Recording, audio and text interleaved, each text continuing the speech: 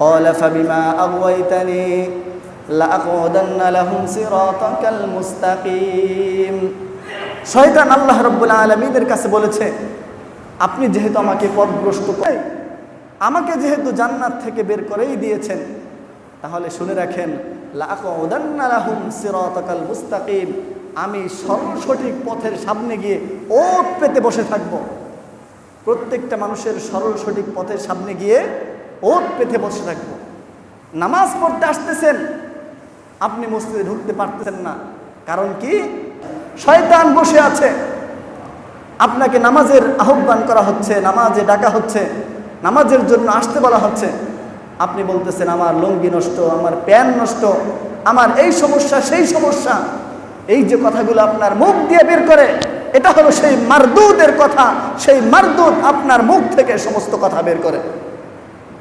আপনি একজন মুমিন, আপনি একজন মুসলমান, আপনার মুখ দিয়ে কিভাবে একটা ফরজ নামাজের সময় এ সমস্ত কথা বের হয়?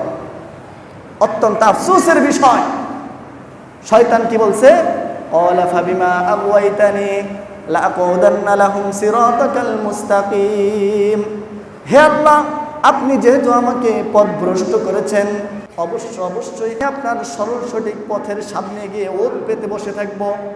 সুম্মা লাআতিয়ান্নাহুম মিন বাইনি আইদিহিম ওয়া মিন খালফিহিম ওয়া আন আইমানিহিম ওয়া আন শামাইলিহিম। শয়তান বসে নাই। শয়তান প্রত্যেকটা মানুষের সম্পর্কে আল্লাহর কাছে পারমিশন নিয়ে এসেছে। আল্লাহর কাছে বসে বলেছে, আমি অবশ্যই প্রত্যেকটা মানুষের সামনে থেকে আসব, পিছন থেকে আসব, ডান পাশ দিয়ে আসব, বাম পাশ দিয়ে আসব, আমি তার উপর থেকে আসব, আমি তার নিচ থেকে আসব। প্রিয় ভাইয়েরা আমার, পরস্খলিত হওয়া যাবে না, শয়তানের কথা শোনা যাবে না।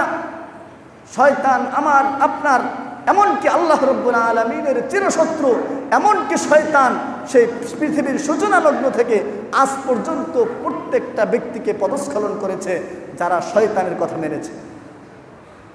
এই শয়তান মানুষদেরকে বিভিন্নভাবে চক্রান্ত করে, বিভিন্ন রকমের চক্রান্ত করে, মানুষদেরকে দ্বীনি ইলম, ভালো কথা শোনা থেকে বিরত রাখে।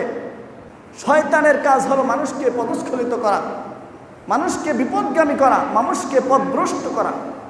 আমি ছোট্ট একটি ঘটনা বলি। এই মসজিদে আমার কাছে একজন ভাই এসেছেন। আসার পরে তিনি বলছেন, হুজুর, আমার জীবনে এমন কোনো অন্যায় অপরাধ যেটা করি নাই আমার জীবনে মনে হয় নাই। মদ, গাঁজা, জুয়া, ফেন্সিডিল, জিনা, ব্যভিচার, যত যা কিছু আছে সব কিছুই আমি করেছি। এমনকি এই মুহূর্তে এই পরিমাণ নিরাশ হয়ে গিয়েছি যে আল্লাহ রাব্বুল আলামিন মনে হয় আমার দিকে ফিরেও তাকাবেন না।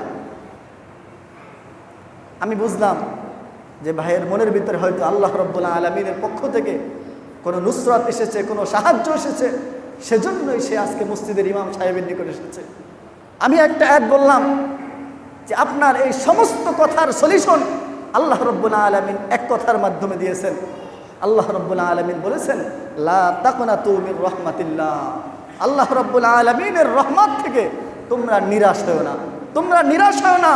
পাহাড় পরিমাণ উহুদ পাহাড় পরিমাণ তুমি অন্যায় করো, তুমি গুনাহ করো, তুমি অপরাধ করো, তুমি তারপরে আমার কাছে ফিরে আসো, আমার কাছে চলে আসো, আমার কাছে তওবা করো, তোমাকে আমি এমনভাবে করিয়ে দেব তুমি কেমন যেন ইতিপূর্বে আর কোনোদিন গুনাহই করো না।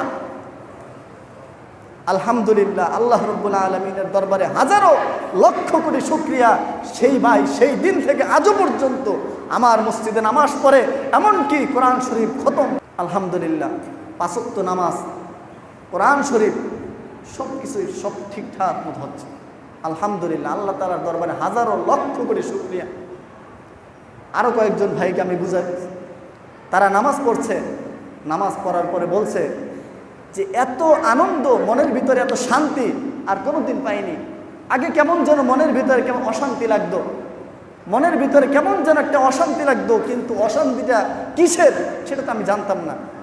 সেই অশান্তি থেকে আমি মনে হয় মুক্তি পেয়েছি, শুধুমাত্র আমি 5 ওয়াক্ত নামাজে আসি এই জন্য। আরে ভাই, আপনাকে তো শয়তান বলতেছে, আপনাকে শয়তান বিরত রাখতেছে। আপনি যদি বিরত থাকেন তাহলে শয়তানের কাজ শয়তান করেছে, কিন্তু আপনার ভিতরে যে রহমতের ফেরেশতা আসবে, রহমতের ফেরেশতা এসে আপনাকে যে বাহবা দেবে, আপনার উপর রহমত ছেয়ে দেবে, সেটা তো আপনার উপরে দিচ্ছে না। এজন্যই আপনার ভিতরে, আপনার মনের ভিতরে, আপনার অন্তরের ভিতরে বিভিন্ন ধরনের নানান পেরেশান চলে আসে। এজন্য ভাই, পায়ে হাত ধরে বলি, শরীয়তের বিধান, কোরআন হাদিস এগুলো থেকে বিমুখ হয়েন না। আল্লাহ তাআলা বলছেন ইন্নাহু লাকুম আদুউম মুবিন, স্পষ্ট শত্রু শয়তান তোমাদের সবথেকে বড় শত্রু। এখন পথ দুইটা, একটা পথ হলো আল্লাহর পথ, আরেকটা পথ হলো শয়তানের পথ। আপনি যদি শয়তানের পথে যান তাহলে আপনি বিপদগামী হবেন, আপনি জাহান্নামে চলে যাবেন। আর আপনি যদি আল্লাহ রাব্বুল আলামিনের পথের দিকে আসেন, আপনি যদি পাঁচ ওয়াক্ত নামাজ পড়েন, আপনি যদি আলেম ওলামাদেরকে ভালোবাসেন, মহব্বত করেন, তাহলে অবশ্যই আপনি জান্নাত পেয়ে যাবেন।